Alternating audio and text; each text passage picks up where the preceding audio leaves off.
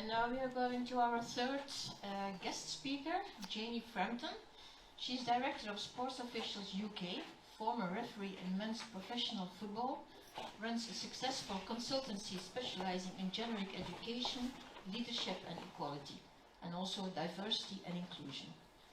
And she will inform you about the innovative WINS online toolkit for recruitment and retention of women sports officials. I'll give you the floor. Thank you.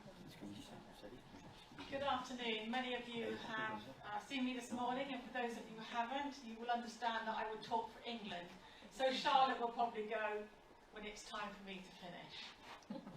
Now, you've heard from my other two colleagues, and it's really now my job here with the toolkit to bring all of that together. So Tom, his research, really eloquently identified some of the issues that were found. Some were a surprise, some I still don't believe. But seriously, it's because we had such a high response in some sports, which were cross-gender, that, you know, we said, Patrick and I kept saying, you know, but the main-dominated sports by males are the ones where we have the big issues. So whilst this research was fabulous, and it still is, it enabled me then to look at how we go forward and what can we do about it. And then Yolanda very nicely talked about the case studies that obviously Cameron led on. Now, it's interesting that it was difficult to get the case studies across a range of sports, even given the real positive research results we had. But that then demonstrates not every sport is equal. Not every sport has the equality that we would love to see. And I constantly say it, so please forgive me, I'm going to say it again. Women hold up half the sky. And in the UK, 51% of the population are women. When we transfer that into sport, yes, we will probably get somewhere near the parity in the cross-gender sports, but in the male-dominated sports, we don't get it. We are nowhere near. In football, my sport, a little bit male-dominated. I was going to say that women are doing well, but hold on. I've got the Dutch contingency here who beat us the other week, so I'm not going there. So, in our sport, we have 28,000 active football referees in England. 3.5% are women. Shocking. Yeah. Totally shocking. And we are one of the only sports in England who actually know how many officials we have. So we look at that. I was the second woman that came through the men's professional game of football as a referee. I would love to stand here and say to you, we have loads now, but we haven't. I finished 15 years ago at the top level, and we've still only got a handful of women that are operating there. So trust me, when I was asked to lead on this toolkit, all of my frustrations across all of the years came out. And I managed to link them to Tom's research and the case studies led by Yolanda and Cameron. Why should I have to cut out the inner lining of my shorts that's there to keep men's bits together? I'm not a man. But I had to wear men's kits. Why did I get every boot room, boiler room, and any other room to change in? And this is still happening. So I'd love to stand here and say to you, oh, no, we're not getting that now. But we are. I'd love to go to every single football ground and have a proper women's toilet and not have to go into the men's. Or do whatever I have to do it in a urinal. I mean, trust me, these are funny stories, but it's also reality. So, here we go. This is where I went, and I was a real keyboard warrior, spending hours and hours and hours with all of my frustrations, and I came up with about 12 headings. Ran it past Tom and Ben, and they went, oh, we don't really want 12 headings. So then I thought, okay, so how am I going to get these sort of down into 4 headings, which is what they asked me to do. But when I started to think about the framework, and I thought 4 headings work. So we've got the start, the strategy, and the planning. I want every national governing body to consider a women's strategy, either separately or a strong part of the main officiating strategy. Not just a paragraph or a few lines. I'm going to talk about more detail in that in a second. The recruitment, management and retention. Quite a woolly title, a cover-all, a catch-all, but that was my section 2. The third one is marketing and communication. That's where we get it wrong. So if I said to you, one sport, not football, but male-dominated, they've advertised for 3 roles in England, national roles, great roles for officiating. Every single applicant was white male. Does that not tell you that they're not marketing it properly? To the right places, to the right people, using the right tools. And then we look at section 4, which was the support mechanisms and the positive actions. We don't like the positive discrimination term, which is used widely, because I don't agree with positive discrimination. And nor do a lot of people I speak to. Positive action is brilliant.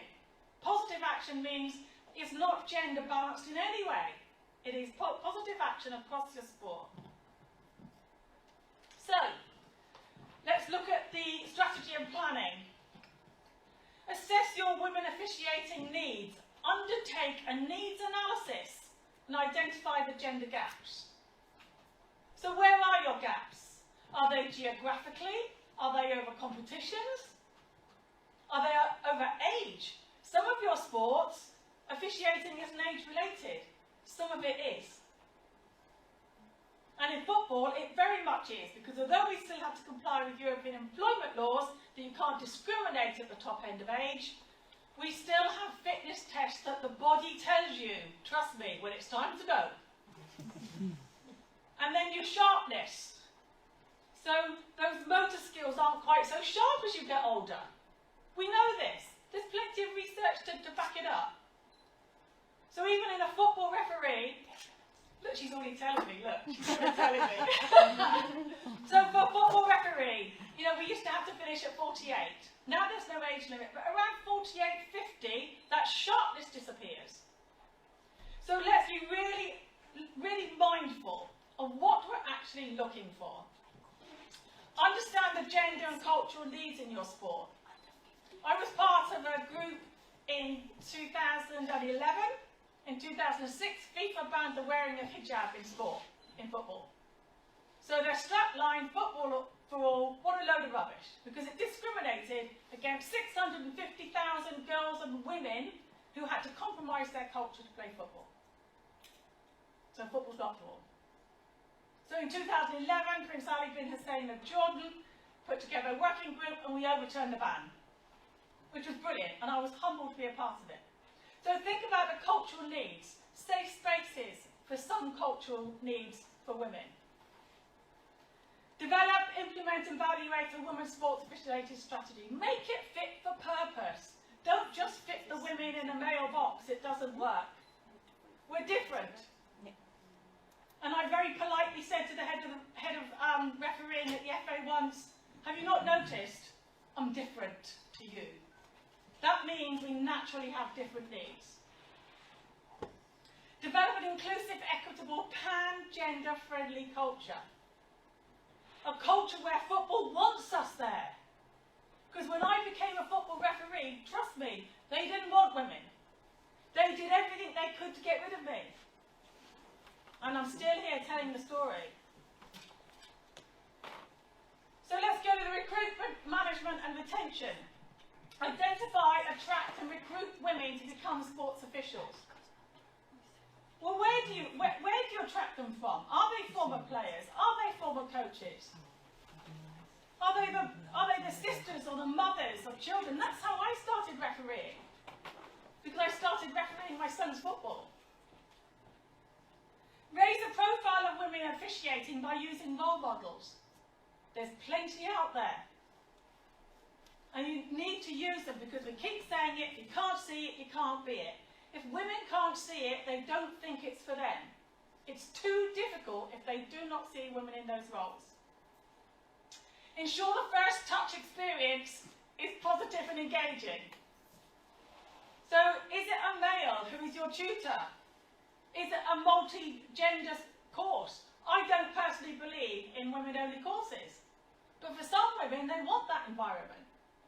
Find out what they need. Just ask them. Ensure fair, equitable development pathways are established and shared at all times, so women know where their journey is.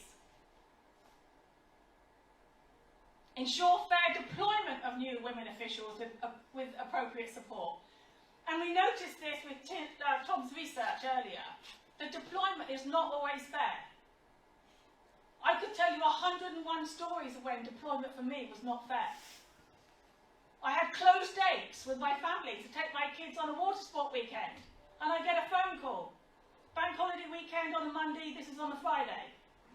Janie, Monday you will go to Yeovil. Well, actually, Alan, I'm closed date. Is there a problem? Yeah, okay, I'm going to Yeovil on Monday. And so I had to disappoint my family. You know, and these things are not fair. Section 3, marketing and communication. This is so important. Identify the appropriate and realistic target markets. Where are you going to advertise for referees? Think about where women go. They go to gyms, they go to shopping centres, they go to schools. Go where you know that they're going to be. Ensure your marketing materials are appropriate. And I can remember when I worked for the Football Association, one of the guys came up to me and said, "Oh, look, Janie, we're doing this great campaign to get more instructors and assessors for women." I said, "Oh, brilliant." And he showed me this brochure. Every single image was white man. Now, there's a non-conscious bias. He's not done it on purpose. And I don't believe any of this is done on purpose as well. Maybe 90%. Because there's some that is. But that 90% is a non-conscious. Communication with new and existing women's sports officials to promote the role.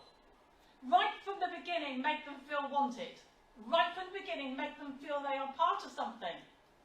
Women come into sport because they like the social aspect of it. Slightly different to men. They want to be a part of something. Use a variety of relevant forms of communication to engage women. Think about how women like to be communicated to. I talk for England. I know that. But I also know how I like to be communicated to. How often. If it's too often, I get cheesed off because I don't have time to read it all. So think about it. Monitor and evaluate the success of marketing initiatives. If it doesn't work, change it. Don't keep doing the same thing because you're only going to get the same results. And if those results are negative, you're wasting your time.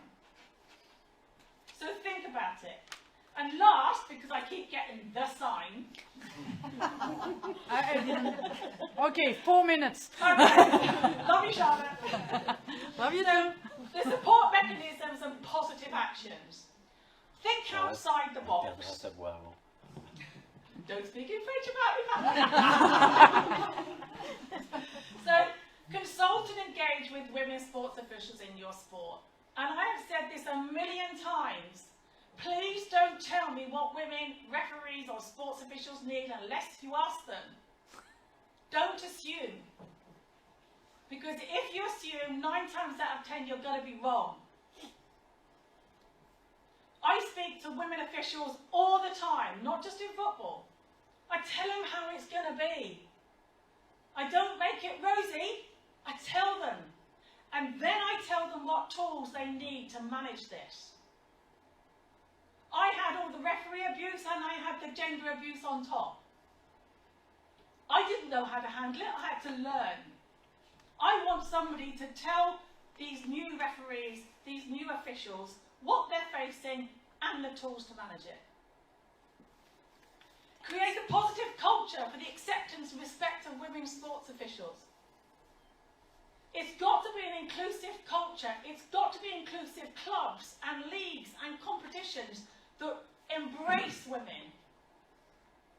Not just put up with them, not just accept them because they have to, that they physically embrace that we are cross-gender. Right across. It's not just men, women, because we have so many other different genders that people identify as. Provide a mentor programme, which we have also devised as part of WINS. But the mentor programme has to be clearly what works for the mentee. Don't be afraid. If the mentor that you assign doesn't work, assign another one. Not everybody's going to get on with everybody.